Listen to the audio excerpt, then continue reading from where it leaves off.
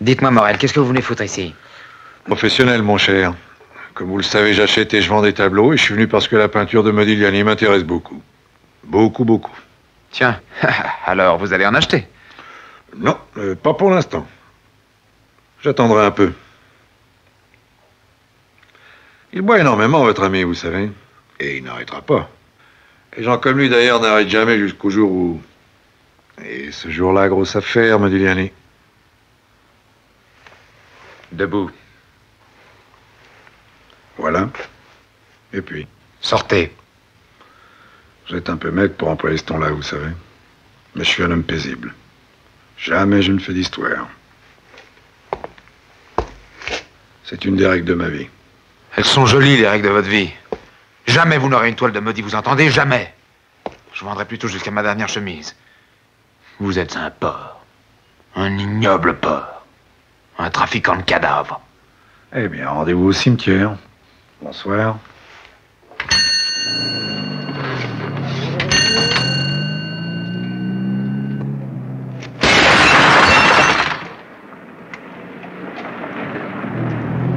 Qui casse les verres les paye, mon ami.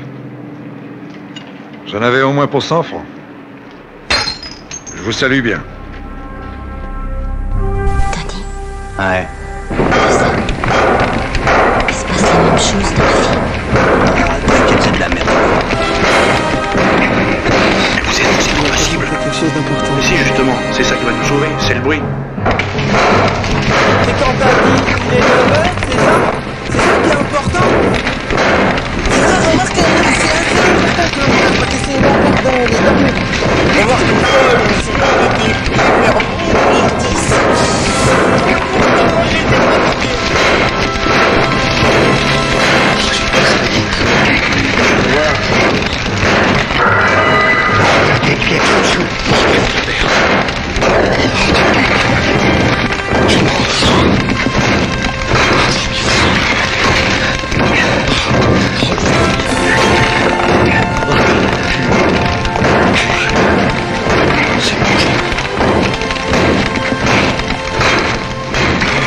Ils sont pas sortis.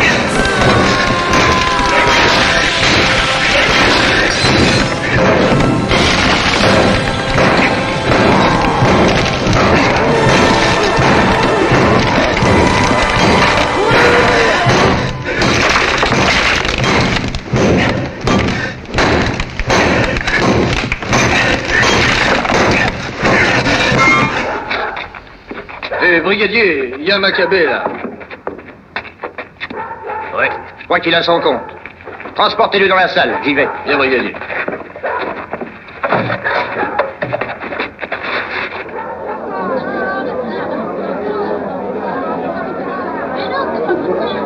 Patron, nous voudrions payer et nous en être. Écoutez, monsieur Lam, je suis désolé.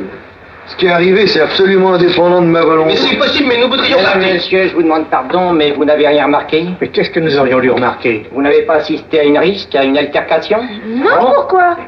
Nous venons de trouver un cadavre. Un cadavre? Le voici. Bonjour et bienvenue, vous écoutez Le Cinéma est mort, l'émission nécrophile de Canal B avec bien sûr le docteur Moreau. Bonjour Antonin. Salut les kids. Qui nous accueille encore une fois dans sa salle à manger. Merci de nous accueillir dans les studios bis de Canal B. Et nous avons aujourd'hui autour de cette très jolie table un invité, notre intérimaire Jules Topoc, qui est par ailleurs, d'ailleurs je le rappelle, animateur lui-même sur la radio Canal B. On peut le retrouver dans Trop Beaucoup. Animateur à Morpa aussi, je crois. Oui, c'est ça. Dans Trop Beaucoup le mercredi à 23h30 et on a voulu lui rendre hommage avec ce générique je vais te laisser la parole bien évidemment très vite Jules Topoc, mais on s'échange les micros donc je vais monopoliser le micro juste quelques instants avec ce générique où on a pu entendre notamment un merveilleux extrait du Trou de Jacques Becker qui fera l'objet d'une partie de cette émission, et nous démarrons en parlant d'une autre sortie DVD Blu-ray. On explicitera tout ça plus tard, qui date un petit peu, mais ça faisait quelque temps que nous souhaitions t'inviter pour que tu nous parles de tout ça. Il s'agit de Tony de Jean Renoir. Avant de parler de Tony, bonjour Jules Topoc. Bonjour et merci de m'accueillir à nouveau. Je suis ravi de partager mes miasmes avec vous. Généralement, je partage mes squams, mais là, ce sont des miasmes qui vont être diffusés ce soir. Merci en tout cas de l'accueil et de parler enfin de Tony sur vos antennes. Alors avant que tu te lances, je pense qu'on va se passer à un petit extrait de Jean Renoir qui présente son film lors d'une première diffusion à la télévision et suivi d'un petit extrait de Tony. Tony correspond à une de mes crises de réalisme aigu.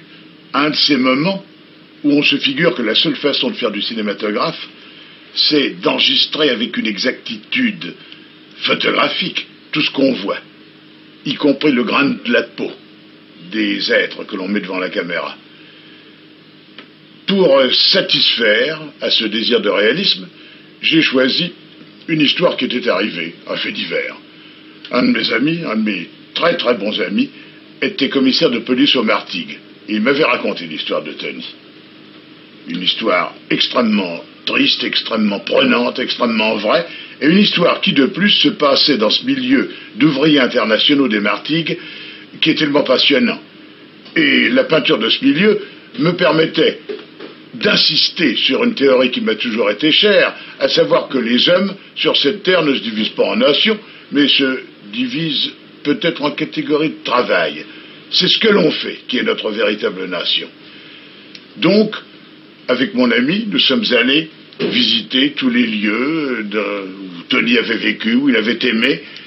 Il a refait son enquête pour moi, et peu à peu l'histoire s'est bâtie dans mon esprit. Il m'a établi un petit résumé des faits, je suis parti de ce résumé, et j'ai donc écrit que Tony. À l'époque de Tony, il y avait aussi une autre chose qui me préoccupait. C'était les angles de prise de vue. J'ai beaucoup changé depuis. Mais enfin, à ce moment-là, il me semblait qu'une pareille histoire pouvait justifier certains angles qui m'intéressaient. Tony, c'est donc en somme un peu ce que nous appelons aujourd'hui du néo-réalisme. Je suis parti aux Martigues, j'ai vécu avec les gens des Martigues, j'ai amené une caméra. Cette caméra, je l'ai d'ailleurs confiée à mon neveu Claude, ça a été un de ses premiers films importants. Et voilà, nous avons tourné comme ça, avec des gens du pays, et en respirant l'air du pays, en mangeant la nourriture du pays, et en vivant absolument de la vie de ses ouvriers. Tony, je crois que je l'ai, dans le cou. Dans le cou? Oui, regarde un peu. Soulève doucement avec ta main le corsage et regarde un peu. Que je soulève oui. le corsage? Oui. Je n'ai pas de chemise. Tu ne vois rien? Non. Mais je sens qu'elle bouge. Elle bouge. Ah oui. Aïe. Elle remonte. Aïe. Bouge pas. Aïe. Oh, lève-la tout de suite, ça m'agace, Tony, ça m'agace. Mais si je la touche, elle va prendre peur et alors elle te pique, tu sais. Non, tant pis, vas-y. Aïe. Oh oui, elle m'a piqué. Elle t'a piqué? Elle m'a piqué, oui, ça fait mal. Regarde un peu là, en bas de mon doigt. Je vois rien. Comment non? Ah, là, le petit point noir. Oh oui, ça fait mal. Le picard restait dedans. Je vais enfler. Je vais être affreuse. Il faudrait que je te fasse une petite incision avec mon couteau. Mais tu es fou, jamais de la vie. Alors tu vas enfler? Bon, Tony, fais ça que tu voudras, mais au moins il est propre ton couteau? Oui. Ah bon? Tiens, assieds-toi. Non, mets-toi à genoux là. Donne-moi ton mouchoir.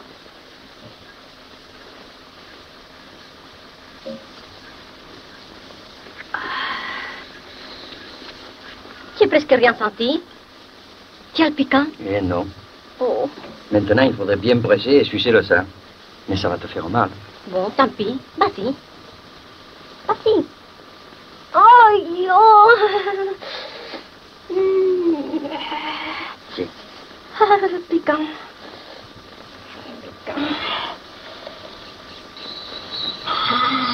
Ça fait moins mal, ça. Fais-le encore, Tony. Peut-être j'ai encore de venin, tu sais, un poquito.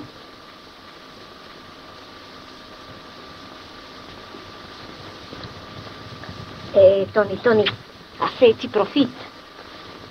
Allez. Donne-moi le corsage, allons-nous la voir. Parce que si tu vois ça, non voit. Il racontera un longue qu'on a resté pour s'amuser. Dominique. C'est donc un extrait de Tony de Jean Renoir, un film de 1935 qui est ressorti il y a quelques temps déjà chez Gaumont en Blu-ray. Alors là, l'extrait qu'on a pu entendre n'était pas issu justement de cette copie Blu-ray, mais ça reste un film de 1935 et comme l'a dit Renoir en plus, bon, bref. Moi, j'étais bien content d'avoir des sous-titres pour soir en entendant quand même sur le Blu-ray pour revoir le film. On a invité Jules Topoc pour en parler. Jules Topoc, est-ce que tu pourrais nous dire... me parler avec l'accent des Martigues. Déjà, s'il te plaît, nous raconter un peu ton histoire avec Tony. Comment est-ce que tu découvres ce film et qu'est-ce que ça te fait dans ton corps? Je pense qu'il fallait bien passer par la case accent violent parmi vous et votre humour très fin. Je pense que j'ai calculé, ça fait 7 ans que je vous gonfle en off sur la meilleure trilogie du monde, en l'occurrence Marius, Fanny et César de Cosma Pagnol.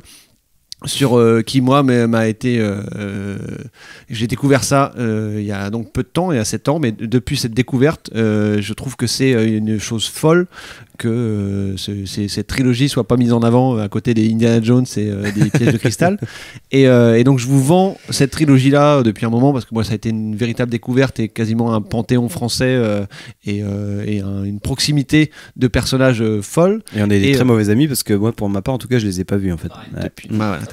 Et donc à l'issue de la découverte de cette trilogie là et de cette vraiment cette authenticité mais cette écriture et de cinéma français mais là avec un gros R qui roule, j'ai un peu fouillé pour dire qu'est-ce qui se faisait à cette époque-là et est-ce qu'on n'était pas dans non plus la grandiloquence. Je sais que bientôt vous allez reparler de Casque d'Or ou vraiment un cinéma français des années 30 qui est vraiment dans son jus et parmi tout ça forcément il y a Renoir qui sortait un petit peu du lot et moi j'avais ce rapport à Renoir très on va dire universitaire où en arrivant en bon élève en art du spectacle, on nous a bien rabâché les oreilles sur le fait que Renoir avec le patron avec La Grande Illusion et avec une partie de campagne, c'est bien ça. Et surtout la règle du jeu. Ouais, qui fait que c'était inévitable. Comme il fallait regarder Hitchcock, comme il fallait regarder Citizen Kane, c'était inévitable et donc j'avais eu un petit moment de bougon pour me dire non, c'est pas pour moi, c'est pas donc fut un temps. Et là, le fait de voir Renoir ressurgir dans cette filmographie des années 30 qui s'attaque à une histoire située dans le sud qui était pour moi aussi complètement consacrée à Pagnol, de me dire mais c'est quoi ces entités-là, de dire est-ce qu'il va se concurrencer le cinéma de Pagnol et les personnages très, très écrits et on va dire très caricaturaux du cinéma du sud qu'on peut s'imaginer, en plus nous notre petite position de nordiste et donc je me suis lancé dans Tony il y a encore très peu de temps et ça a été encore plus fort au niveau de la rencontre des personnages et de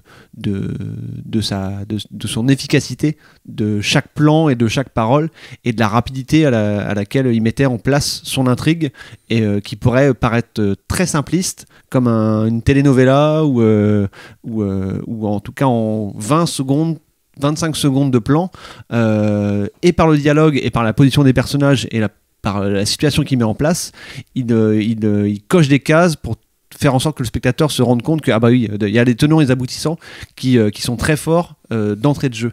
Ouais, c'est une structure presque de film policier ou de film noir classique, c'est-à-dire il y a une sorte de femme fatale et quelqu'un de basse extraction qui va tomber sous sa coupe et les conditions sociales vont faire ça va créer sa chute et à aucun moment le spectateur n'est pas dupe de ça quelque part. Et c'est exactement ça, mais ce qui est vraiment étonnant c'est qu'on a peut-être l'habitude de voir ça dans un cinéma lointain américain, d'avoir une femme fatale qui est ultra femme fatale, d'avoir le méchant qui est très méchant, mais d'avoir toujours regardé ça avec un accent américain ou d'avoir ça en langue anglaise et de tomber sur un film de terroir avec les mêmes intrigues, les mêmes et tout ça qui peut être mis en avant et en exergue dans les quartiers de Los Angeles où il faut prendre sa voiture pour se déplacer et aller voir. Là, tout se passe dans 3 vallées au fin fond de Martigues et même si on est loin de tout ça, en tout cas là pour moi, il y a une espèce de proximité folle et de pouvoir la façon et la rapidité dans lequel Renoir présente ses personnages tant par sa posture, leur posture ou leurs paroles, on se rend vite compte que il y a des tas de choses qui se mettent en place et c'est pas simplement Jean-Louis aime Marguerite qui finalement préfère Hippolyte. Et il met un petit peu ça en place et on se rend compte que c'est une histoire qu'on a l'impression d'avoir toujours vécu ou d'avoir une histoire qui a toujours été racontée. Donc il y a d'entrée de jeu une forme de classicisme mais qui est accroché à un classicisme de terroir. Et il y a cette beauté permanente où on se fait surprendre par une certaine naïveté de chaque personnage ou en tout cas Renoir qui exacerbe chaque caractère et on se rend compte effectivement que là, Tony, ça raconte l'histoire d'un immigré italien qui vient trouver du boulot et travailler en tant qu'ouvrier dans le sud de la France et que Tony est un petit peu naïf et un petit peu perdu là-dedans. Sa coquine de la première jeune fille qui lui tombe sous le bras et le scénario va tellement vite que finalement, boum, en une séquence, il est déjà installé avec elle et donc cet personnage-là, c'est Marie, mais il se rend compte que et donc en fait, ça enchaîne et j'ai fait un petit récapitulatif vraiment, mais c'est tout simple, mais ça pourrait être bête à manger du foin et en fait ça marche complètement. Donc c'est vraiment, pour raconter l'histoire, c'est Tony qui vit avec Marie mais il aime Josepha, qui est courtisé par le patron de Tony, qui en veut davantage à l'héritage de l'oncle de Josepha mais qui tape sur le système de Marie mais qui ensuite va amener une remise en cause de tout ça. Et donc chaque petite parcelle de duo qui fonctionne et il y a toujours une tierce personne qui va arriver là pour pouvoir un peu chambouler le parcours de chacun. Et c'est pas non seulement c'est pas une seule histoire d'amour qui est chamboulée, mais c'est aussi une condition sociale et une critique du monde de l'ouvrier contre le prolétaire, le patron qui est pas uniquement patron mais qui est aussi un arriviste intime, familial, la vamp, elle est plus que vamp et elle est très très amoureuse d'un côté, et puis d'un autre côté elle va pouvoir nous décevoir et décevoir le spectateur et encore plus Tony parce que elle va succomber à la chair. Ça, je pense qu'à l'époque c'était complètement fou de voir une femme libérée et d'avoir dans un tout petit village tous les on-dit et les sournoiseries de chacun et les messes basses. Donc c'est hyper actuel. Ça a 90 ans et pourtant ça aussi on remet une couche folle sur les mouvements migratoires. Enfin, on n'est peut-être pas là pour le rentrer là-dedans, mais en tout cas les travailleurs. Ça a une bonne place pardon, mais les mouvements migratoires, l'immigration justement, elle a quand même une belle place dans le film, hein. C'est-à-dire qu'il s'ouvre et se clôture là-dessus justement sur des vagues de migration d'Italiens notamment, hein, parce que le film d'abord là-dessus. Et puis il y a une condition sociale, on en a déjà parlé, mais la condition sociale, et ce que dit Renoir d'ailleurs dans l'extrait qu'on a pu entendre, hein, qui est quand même super importante, même si en effet Josepha est entre guillemets est la femme fatale et qu'en effet elle va créer du trouble entre guillemets, mais à aucun moment moi en tant que spectateur par exemple je la perçois comme manipulatrice ou mesquine ou quoi que ce soit. C'est-à-dire que c'est juste le seul personnage en effet qui est purement négatif du film, c'est ce personnage d'arriviste d'Albert qui va l'épouser Josepha parce que son oncle pourrait lui procurer un certain moyen, mais j'ai quand même un minimum le sentiment que sans ce personnage-là, les autres parviendraient à vivre en communauté en fait justement quoi. Et que là il y a un étranger à cette communauté qui débarque, qui s'installe de force quand même. Ça démarre, enfin son arrivée c'est presque un viol justement de Josepha. Et mais il y a certains trios qui pourraient fonctionner, je pense justement. Je sais plus comment s'appelle le copain justement de Tony qui va finir avec, Fernand, voilà, qui est attaché lui extrêmement à Marie. Désolé, c'est vrai que j'ai l'impression de parler d'une telenovela en fait en parlant de Tony. Alors qu'on est dans une chronique, c'est vrai que on est dans le quotidien, dans des gros moments de vie. On va entendre une grosse scène tout à l'heure, justement, on va se rendre compte de tout ça. Mais bref, leur relation à tous les trois, je la trouve très très belle quoi. Enfin, c'est bourré d'humanité constamment en fait, et c'est le grand truc de Renoir, hein, que voilà, c'est que chacun a ses raisons, et c'est vrai qu'il fait vivre ses personnages. Il a la main lourde quand même sur Albert. dans ce film-là. Ça serait presque le truc un peu contradictoire avec ce grand adage C'est renoirien qui est que chaque personnage doit avoir ses raisons. Après, ce personnage a ses n'est pas- raisons. Hein. C'est Oui, juste que il a ses raisons aussi. Elles sont toutes abominables. Oui, quoi, oui, grosso modo, hein, oui, que c'est le des personnage est raisons où là, con tu et as c'est tout monstre. ça commence un peu le discours un peu marxiste, en tout cas révolutionnaire de Renoir, où il va entamer cette période-là, où aussi il est question de classe ouvrière et de la lutte de cette classe ouvrière-là contre les classes dominantes et possédantes pour atteindre le pouvoir. Et Albert représente vraiment ça par rapport à tous C'est les même autres encore qui sont pire que ça, parce issus que- de l'immigration ou pas, voilà, des Parce que lui, il prolétaires. n'est pas encore là-dedans, justement. Il essaye d'y Oui, il arriver essaie dans d'y arriver. cette. Oui, oui, et c'est justement, l'arriviste, c'est ouais. quelque Ouais. chose d'assez abominable, quoi. Ouais. C'est pas quelqu'un qui tient à garder sa position, mais il veut s'en faire une, quitte à écraser justement Ouais. ceux qui sont en dessous. Mais de je lui, pense en fait, quoi. qu'effectivement, il y a tout ce côté du récit, et je pense que c'est pareil, ça fait partie d'une dialectique dont on parlera aussi après quand on parlera de Becker, mais c'est cette dialectique du cru et du cuit. Moi, pour moi, c'est le truc de Danet où il disait voilà, il y a le matériel du réel, soit on le triche avec et on le cuit, soit on le prend tel quel et c'est du cru. Et là, dans Tony, on pourrait très bien mettre toute cette machinerie scénaristique, certes proche d'une telenovelas, mais relativement présente et suffisamment dense et touffue pour que ça tienne que dans 1h20 et finalement on a l'impression qu'il se passe pas mal de choses. Mais si là où le film est absolument génial, c'est surtout dans cette apparence du cru, quoi. C'est-à-dire que ouais, tout ce que tu disais sur cette peinture de tous ces personnages, de tout ce qui échappe finalement à l'avancée un petit peu mécanique du drame tel qu'on a pu le voir un peu 10 000 fois, c'est que toutes ces scènes de respiration, toutes les scènes où on voit un chat noir, un petit chaton qui bouge dans le plan, on a l'impression de voir un gros morceau de vie qui se déploie sous nos yeux et dont on pourra avoir une petite idée après dans l'extrait qu'on passera. Et c'est ce qui donne quand tu disais que le film n'a pas pris une ride, effectivement, il y a pas un film qui a plus pris de ride en termes techniques. C'est-à-dire que en termes de son, on est peu de temps après l'arrivée du son, on est dans un tournage hyper léger, j'ai envie de dire, avec une volonté de prise de son direct, donc forcément les techniques étant ce qu'elles étaient à l'époque, le son n'est pas bon. On aura beau faire n'importe quelle restauration, ça serait trahir de le rendre meilleur, mais du coup techniquement clairement le film il a clairement vécu, mais par contre il donne le sentiment incroyablement, moi je trouve dingue d'assister à un moment de pur présent, et ça c'est vraiment le sentiment que je trouve dingue dans Tony à plusieurs scènes. Je suis toujours un petit peu moi gêné personnellement par le côté purement mélodrame que je trouve des fois un peu plaqué, mais clairement, au final, ouais, toutes les scènes en elles-mêmes et comment les personnages habitent ces scènes-là, c'est d'une vérité saisissante, quoi.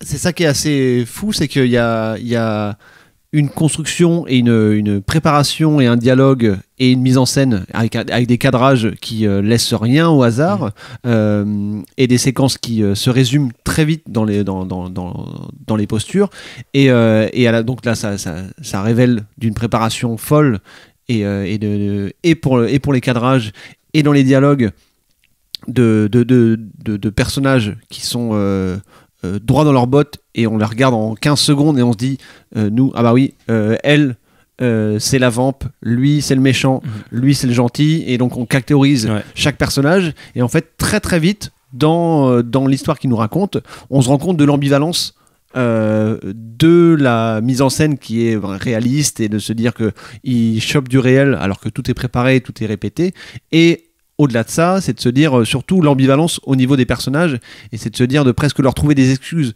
parce qu'il pousse vraiment très fort le bouchon, le patron, Albert, il est vraiment odieux, et il en fait des caisses, et en plus au fait d'être odieux et d'être patron, il vient de Paris, donc il rajoute encore des couches de aussi différences sociologiques et géographiques, mais vraiment chaque personnage, peut-être à part Tony qui arrive un petit peu à être un peu plus coulant parmi tous ces personnages-là, chaque personnage qui nous présente, le copain c'est le bon copain, mais s'il a une occasion d'aller faire sa vie avec Marie, il ira aussi. Le travailleur qui aide l'oncle, il est bon travailleur, et il est fort à l'ouvrage, mais s'il peut faire un un faux plan et prendre la caisse et partir avec. Donc il y a au fur et à mesure une espèce de truc insidieux qui se dit voilà, c'est toujours le revers de la médaille, mais c'est le revers de la médaille extrême de cruauté, de trahison.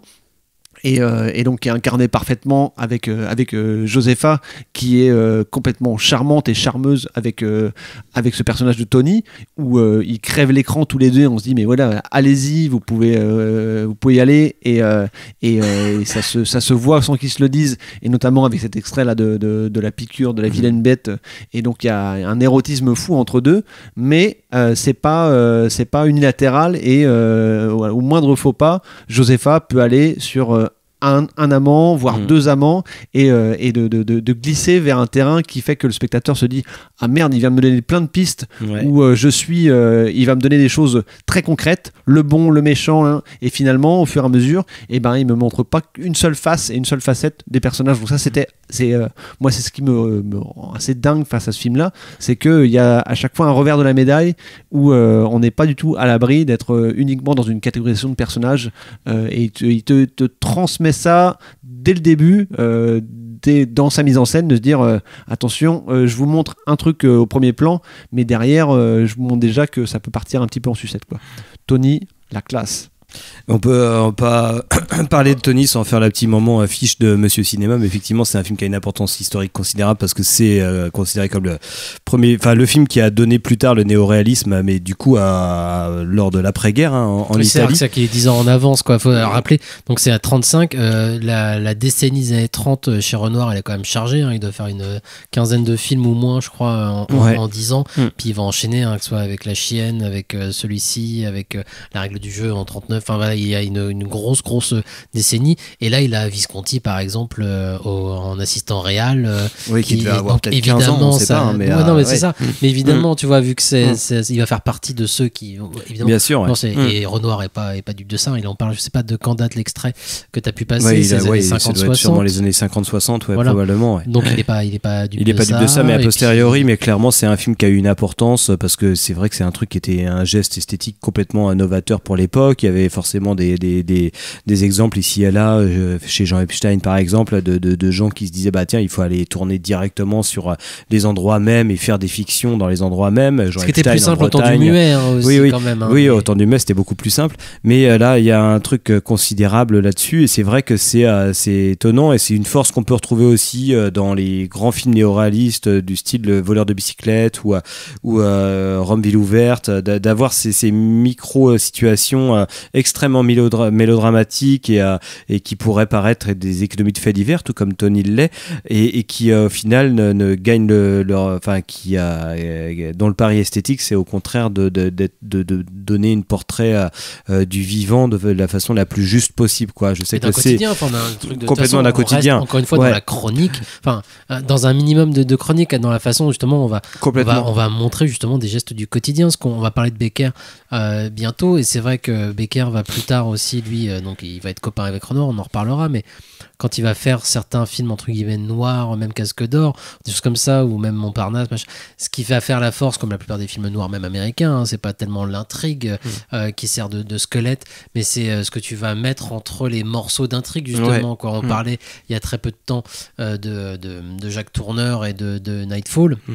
On avait aussi ce truc-là, c'est-à-dire que c'est pas l'intrigue en elle-même évidemment qui va compter, hein, c'est ce que tu mets entre les bouts de drame et ce que tu montres d'un quotidien, d'une personne et d'une vie, en fait. Hein. Et je pense que après il était pas assez doué, hein, Renoir, hein, pour ça. Mais ça, de toute façon, c'est la question en fait après c'est des lignes de force esthétique assez peut-être convenues, parce que c'est comme ça que l'histoire du cinéma a été écrite aussi, hein, mais on est dans un cinéma, soit un cinéma très narratif, très stylisé, qui veut recréer un monde imaginaire avec des forces dramaturgiques qui ont leur énergie propre et dans lequel le spectateur est embarqué.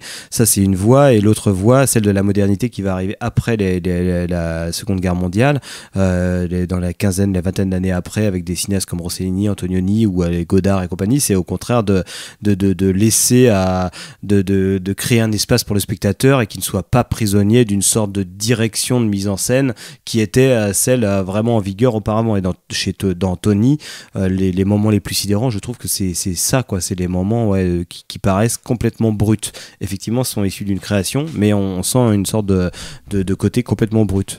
On va écouter un extrait justement de Tony, donc c'est 2/3 du film, je pense. Hein. C'est une longue séquence avec un son un peu pourri, encore une fois, mais c'est un film qui a 90 ballets, mais qui vaut le coup. Et justement, on se rend bien compte, je trouve, dans cette séquence de cette ambiance qu'on peut retirer du film.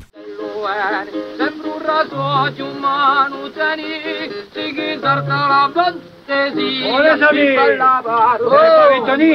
Il est un mot en bel rappel. Oh, si c'est pour faire la conversation, mais tu pourrais mieux le laisser avec nous, hein. La bouteille, on t'aidera toujours à la boire. Vous en avez assez, vous autres. Et lui, le pauvre petit, il a sûrement rien pris de toute la journée, alors. Quoi? Mais on lui a dit de venir un peu rigoler avec nous, il a même pas répondu. Quandello passe, quandello viene, sempre un raso di un mano teni, si la davanteria, mi fa la barba, mamma mia. Bonsoir Tony. Oh. Alors, tu es pas venu à la carrière aujourd'hui? J'irai plus, qu'est-ce que tu ferais? Et manger. Manger? Tu m'en apportes, toi. Quand tu m'en apporteras plus, j'en trouverai ailleurs. Ouais. Alors tu iras le voler, le manger? Oui. Et si quelqu'un t'a empêché? Ben, je ne lui conseille pas. Mais enfin, tu vas pas rester là toute la vie, voyons. Qu'est-ce que tu fais ici toute la journée? Ça ne te regarde pas. Ah bon? Bon. Eh bien, puisque tu le prends comme ça, ben adieu. Écoute, je suis très occupé. Ah, par exemple? Le chasseur à l'affût d'un vol de perdrix. Lui aussi, il est très occupé. Et pourtant, il semble rien faire. J'attends Josepha, quoi? Tiens.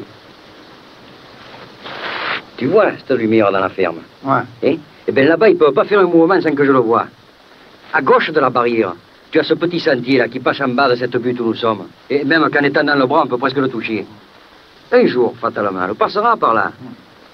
Soit pour aller ramasser des pommes de pin, ou bien de la sauge ou du romarin pour la cuisine. Demain, peut-être la semaine prochaine, peut-être plus tard. Ça fait rien, j'ai le temps. Et alors? Et alors? Mais alors, je la prendrai. Mais elle est mariée, mon vieux. Tu oublies Albert? Albert, ça n'a aucune importance. Et si elle ne veut pas? Mais elle voudra, je lui ferai comprendre qu'elle doit quitter Albert. Elle amènera sa petite, dont je serai le parrain comme le voulait le pauvre Sébastien. Elle s'appuiera sur mon bras. Je la mettrai dans le sidecar. Et nous irons à Marseille prendre le bateau. T'en fais pas, je sais ce qu'il faut lui dire. Elle ne pourra pas me refuser. Ori lui ti tradi O mi aiuta a ricordare O sori che la mia casa ci sei cansata la piena. Enfin, voilà 2 ans que tu as tant adulciné que tu te mets la ceinture. Et ils ont raison, les bûcherons. Tu es fou. Et toi, dis donc, depuis combien de temps tu attends Marie? Marie? Ah, Marie, mon vieux. Elle a fait peine à voir. Cac, où le berger est venu la soigner. Il lui a fait un parfum avec les herbes de la montagne. Il lui a dit que le plus malade, c'était toi. Il a demandé la date de ta naissance. Et il a regardé le ciel. Le ciel? Depuis le temps que je le regarde. De toute la nuit, j'y ai pas levé les yeux de dessus. C'est peut-être parce que j'ai pas pour longtemps à le voir ici encore. Avec Josepha, quand nous serons en Amérique du Sud, c'est un autre ciel que nous aurons sur notre tête. La grande ours, la petite ours et tout le Bataclan, ça n'existe pas là-bas. Et ce sera une nouvelle vie, sous d'autres étoiles. Tu fais des rêves impossibles, Tony. Tu te montes le bourrichon, tu grimpes, que tu vas finir par te casser la vergoulette, alors. Tiens, reviens sur la terre avec nous. Cramponne-toi au sol de notre bonne vieille colline. Et j'y suis sur notre vieille colline. Et même que je vois la maison du pauvre Sébastien. Et la chambre éclairée de Josepha. Et oublie-la, Tony. L'oublier? Ça te ferait rigoler si je demandais à une feuille de platane de pousser sur un olivier. Tu me demandes exactement ça, toi. Ah, tiens. Bois un coup, ça te fera du bien, va. C'est donc un extrait de Tony de Jean Renoir qui est ressorti en Blu-ray chez Gaumont et on enchaîne avec. J'espère que vous avez pleuré. Moi, ça me donne la larme à l'œil. Avec une, mais c'était, oui, mais c'est un très très beau film et c'est un très bel extrait, bien évidemment. C'est qu'un court extrait de tout ça. Hein. On enchaîne avec une merveille qui là pour le coup sort en Blu-ray, DVD, combo, coffret, collector avec un livre et tout le bordel chez Studio Canal, hors série de la collection Make My Day de Jean-Baptiste Torres. C'est Le Trou de Jacques Becker. Je vais laisser Antonin bien évidemment revenir sur le film, mais avant de se lancer, tout à l'heure Topoc, en nous présentant Tony, nous parlait encore de, c'est pas la première fois dans cette émission qu'on le fait, hein, de la mauvaise impression qu'on pouvait avoir d'un cinéaste ou d'un film parce que justement découverte à la fac et passage un peu obligatoire.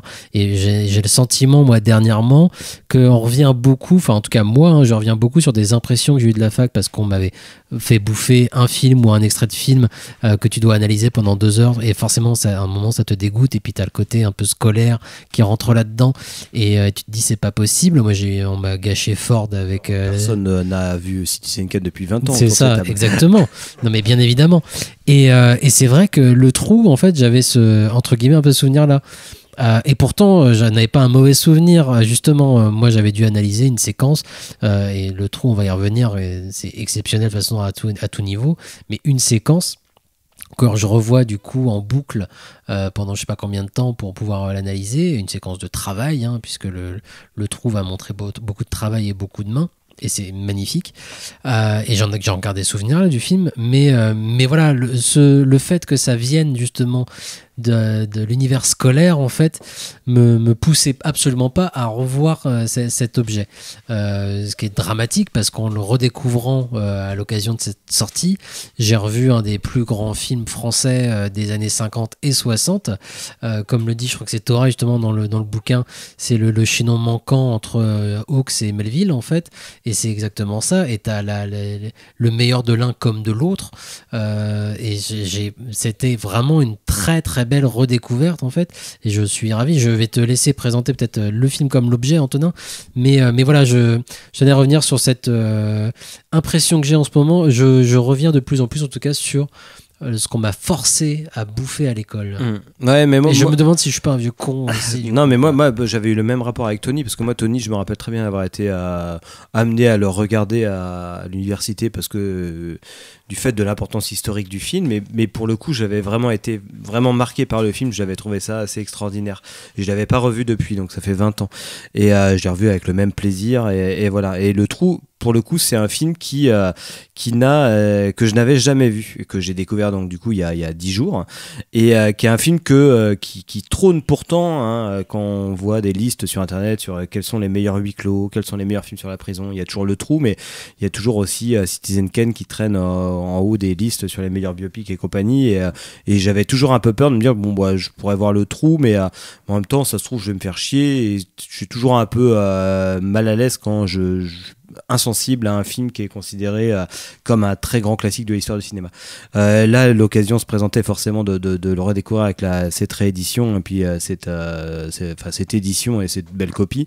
Et là, c'est la claque incroyable. En fait, c'est vraiment un truc où tu dis, effectivement, ouais, c'est vraiment le chef-d'œuvre absolu. Enfin, le sentiment de voir un film et de se dire, c'est ouais, effectivement, le chef-d'œuvre s'impose comme nom. C'est qu'on a affaire à un truc qui est maîtrisé de bout en bout et qui est d'une force exceptionnelle, et en plus de ça, avec l'étonnement que finalement son argument scénaristique est extrêmement mince et qu'il arrive à tenir en haleine pendant 2h15. Peut-être dire juste quand même que c'est donc le dernier film de Jacques Becker.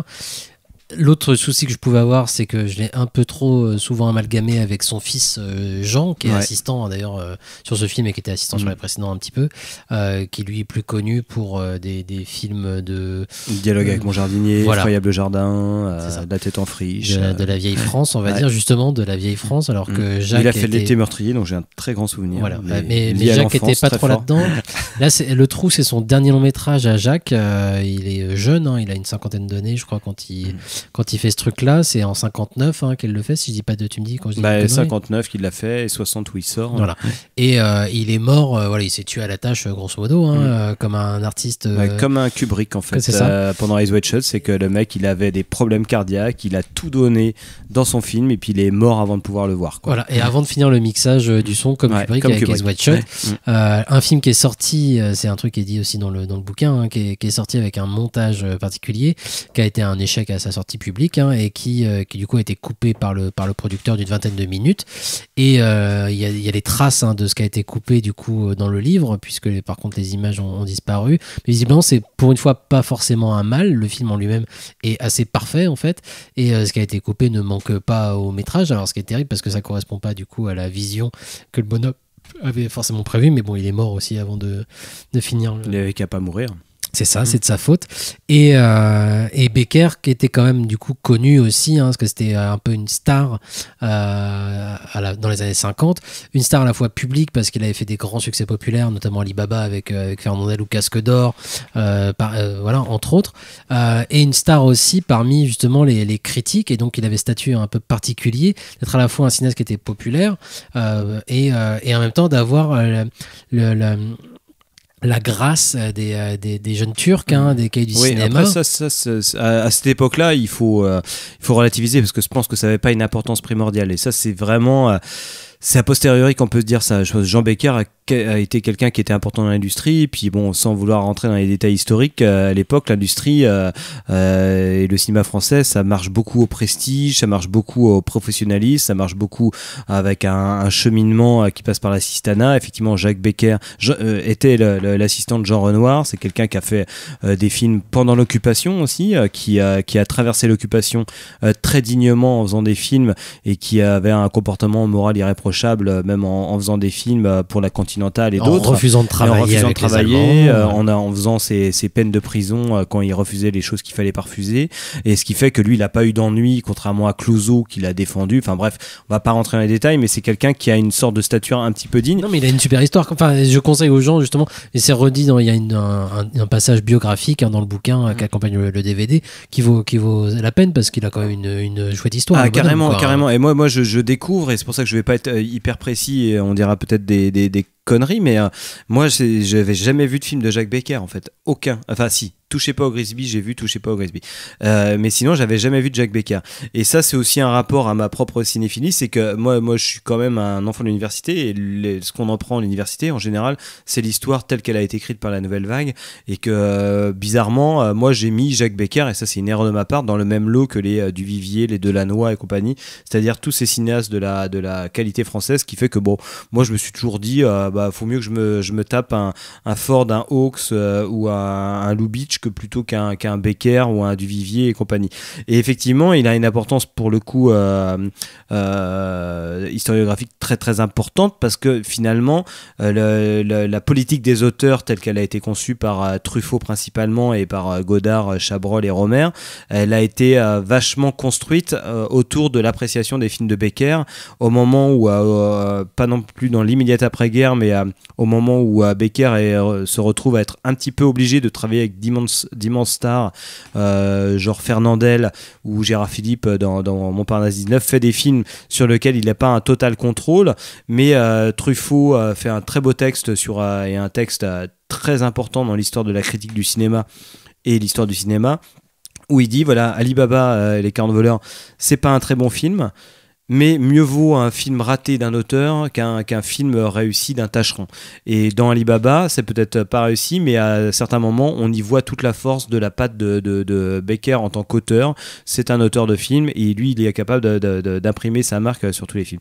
Donc, d'un point de vue historique, il est hyper important. Moi, j'avais jamais vu d'autres films de lui. Forcément, je tombe sur le trou et je prends une baffe, donc je redécouvre d'autres films de lui, dont Casque d'Or, qui est un énorme classique de l'histoire du cinéma et que j'avais jamais vu, ou Antoine et Antoinette, qui a été Palme d'Or, Festival de Cannes.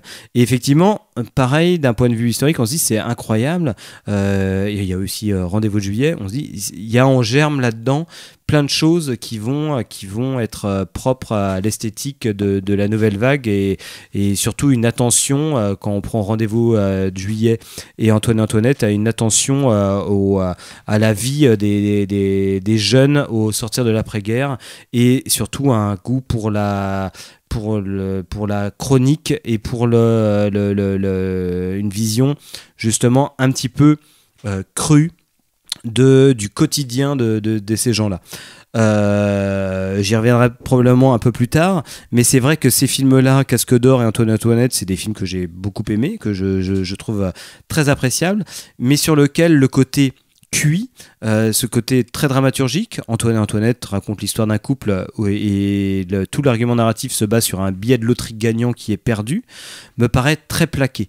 Dans Casque d'Or, le côté mélodramatique du film me paraît presque trop plaqué par rapport à l'immense force du film, qui est le rapport presque hyper documentaire, hyper bien senti sur la peinture des personnages et du milieu qu'il dépeint, c'est-à-dire des petits bandits dans les faubourgs parisiens dans l'avant-guerre, avant-guerre il me semble. Le Casque d'Or c'est 1900 même. Ouais d'accord, ok, donc carrément au début de siècle.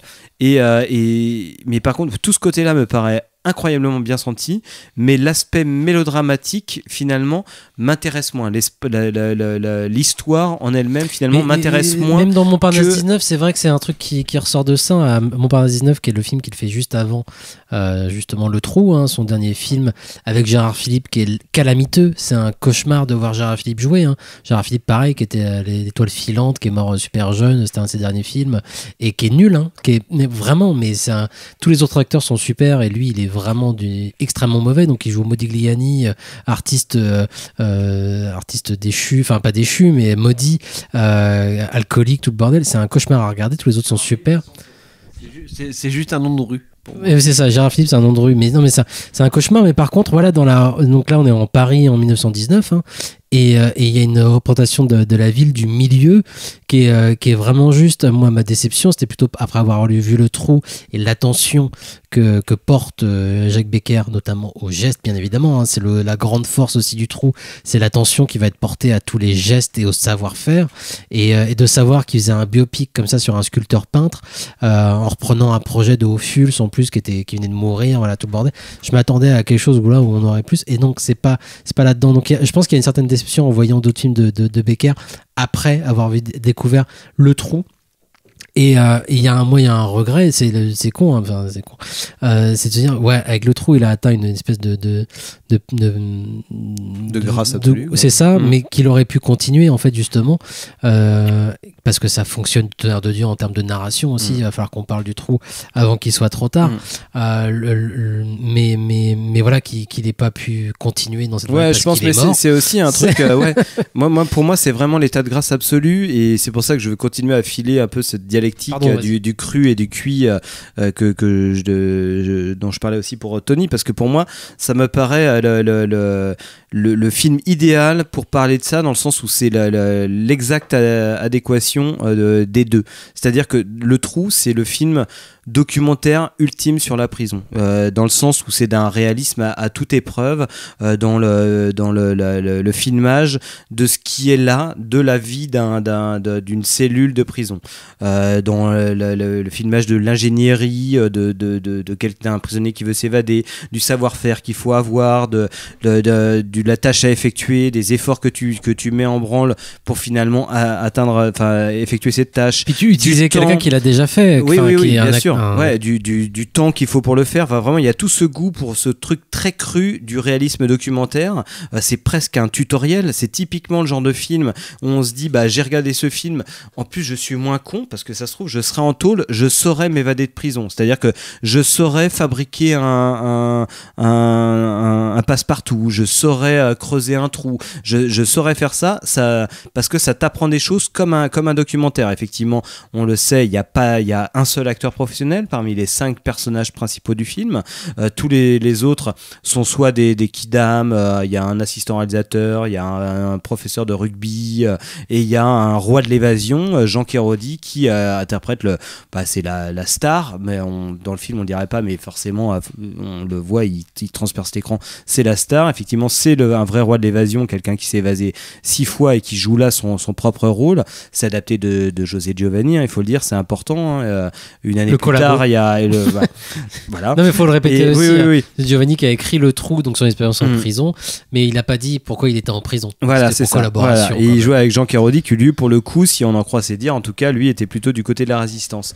Et en tout cas, pour continuer un peu là-dessus, on a tout ce côté très réaliste, où tout le travail, tout le quotidien du pénitencier dans son temps, le temps de la peine, le temps des tâches quotidiennes, de la routine, que ça soit en termes des prisonniers ou des agents, il est mis vraiment, on le ressent pleinement de façon très documentaire.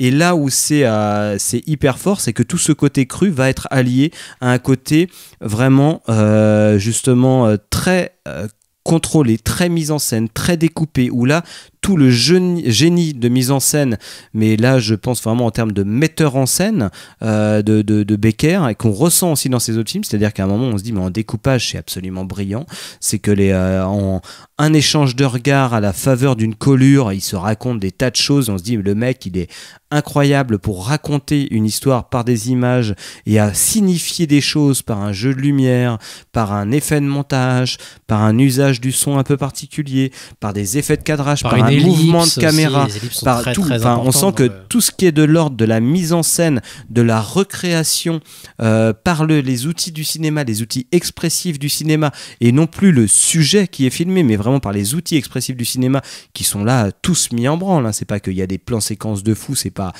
un truc qui est matu vu, mais par contre on sent quand on a un peu un œil un peu exercé que en termes de mise en scène c'est juste incroyable. C'est-à-dire que là il y a un découpage, tout ce que j'ai pu dire, tous les aspects de la mise en scène sont complètement dingues, et tout ça c'est vraiment le côté très cuit de la chose, quoi. C'est-à-dire que là d'un coup on sent que Becker, à la fois il fait confiance à ce qu'il veut filmer, il lui donne son existence, il lui redonne son poids, il a pas envie de prendre la place de le sujet qu'il filme, et en même temps il est dans une maîtrise totale des moyens qu'il va mettre en branle pour filmer ça, afin que le spectateur aussi soit complètement pris dans une intrigue. Et là moi j'ai l'impression de voir un film qui correspond effectivement, tu citais Hawks, effectivement on se dit forcément on a affaire qu'à des personnages qui sont des personnages d'action, donc là forcément toute cette chose là trouve son sens, c'est qu'on a des personnages qui sont pas des taiseux, qui sont des personnages qui sont des hommes d'action, donc forcément la mise en scène elle fait son beurre de ça, c'est pas des personnages qui se livrent ou je sais pas quoi, la mise en scène ne peut suivre que leurs actions, et en suivant leurs actions elle va atteindre leur intériorité, parce qu'on a affaire à des personnages comme ça, tout comme chez Hawks, tout comme chez Melville plus tard, on a affaire à des cinéastes qui vont être des cinéastes de l'action, et en même temps des cinéastes du détail, de l'ultra-réalisme, et en même temps des cinéastes de la pure abstraction. Et moi je pense aussi à Michael Mann dans ce sens-là. Mais on se dit c'est incroyable, et moi c'est l'école de cinéma que je préfère, c'est Michael Mann, Michael Cimino, il y a ça, c'est des gens qui sont extrêmement formalistes et extrêmement réalistes, c'est-à-dire on a les deux, le cru et le cuit, on a le réel qui est là de façon a priori complètement brute, et un côté extrêmement formel qui fait qu'on est dans une construction artistique assez frappante et hyper pensée. Et il y a autre chose qui correspond à ce que tu dis, mais c'est l'aspect formel radical qu'il peut y avoir, j'ai l'impression, dans Le Trou, dans la notion, dans l'utilisation du temps en fait. C'est quelque chose qui m'avait frappé, c'est le souvenir que j'en gardais justement des visions que j'en avais il y a 15 ou 20 ans. C'est quasiment en temps réel pour certaines actions, notamment ce qu'on a pu entendre dans le générique au début de l'émission. Le petit attentat qu'on a fait. Voilà, c'est ça, le coup de pilon sur le ciment en fait. où c'est en temps réel quasiment, on les voit défoncer le pilon, le ciment en fait. Et il y a un côté, on va faire durer extrêmement longtemps. Et chez beaucoup d'autres cinéastes, je pense ça aurait pu passer comme comment on dit, une installation ou quelque chose de, tu vois, on pourrait virer sur du Haneke presque chez un autre cinéaste. Sauf que là, il y a quelque chose qui se passe où on fait durer en effet toutes les actions, tous les travaux manuels qu'ils font, les voir scier quelque chose, les voir fabriquer un outil, n'importe quoi, les voir casser, les voir creuser leur tunnel. Ça prend du temps, ça prend énormément de temps. Et à aucun moment, tu as le sentiment en fait d'être face à une mise à l'épreuve du spectateur ou à quelque chose du genre, ce qui est le cas chez Haneke par exemple, et ce qui me plaît pas moi particulièrement. Et là non, ça fait ressortir en effet un sentiment de réalisme extraordinaire qui crée de la tension, qui crée de la narration, qui crée c'est du pur cinéma en fait. C'est du pur cinéma, et puis je pense qu'en plus de ça, je pense que là où le film est surpuissant, c'est qu'en plus tout ça est transcendé. C'est-à-dire que à la fois on va avoir ce côté très réaliste et ce côté où on crée de la tension, mais en même temps tout ça est transcendé et pour arriver à une sorte d'abstraction, parce que comme tu le disais, effectivement il y a une maîtrise du temps, il y a une maîtrise du mouvement, parce que cette action c'est le mouvement, c'est les mouvements des mains de Kérodi qui sont filmés en gros plan, qui font une action, qui sont pris dans un temps, donc on a quelque chose où des personnages qui sont pris dans une sorte de zone blanche qui serait cette cellule où l'enjeu c'est de retrouver leur liberté et donc du coup de retrouver leur humanité et pour le coup de maîtriser leur mouvement et de maîtriser le temps.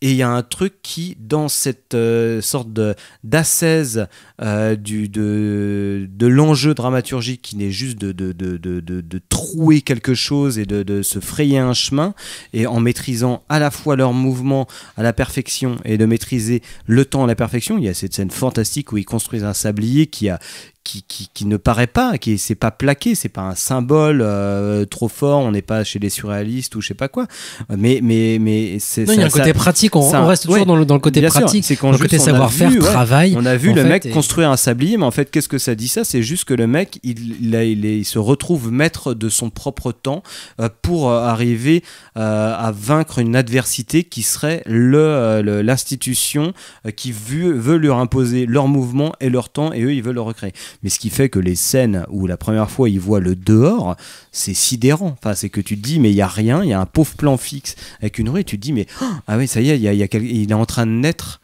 En fait, c'est une promesse de la vie, et là tu vois juste la vie qui va naître au prix d'un grand effort, et c'est des grands films moraux, des grands films métaphysiques, et c'est vraiment alors magnifique. Malheureusement il est temps, alors je conseille à tout le monde évidemment de se procurer le coffret chez Thorey, accompagné d'un livre au titre très sobre, Explorer le trou, qui a évidemment amusé les réseaux sociaux et le web, la toile comme on dit, où notamment Jean-Baptiste Thorey a écrit, ainsi que Bernard Bagnoliel et Antoine Debec, et c'est très touffu, c'est super. Voilà, et ça vaut vraiment la peine.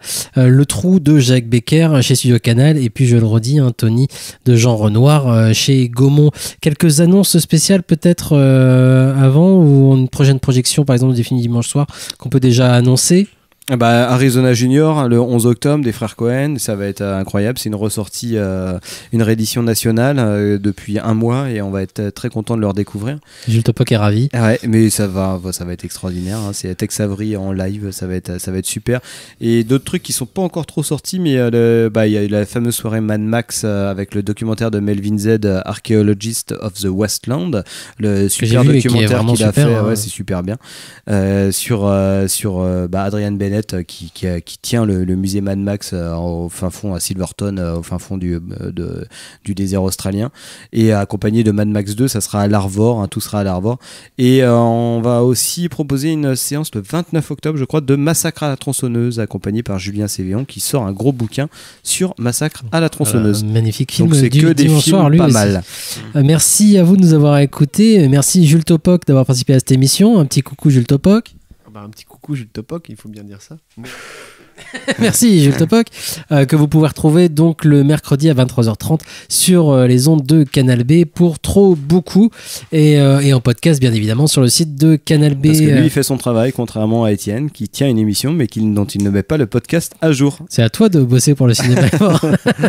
pouvez retrouver L'Arme Fatale des fois le dimanche à 17h.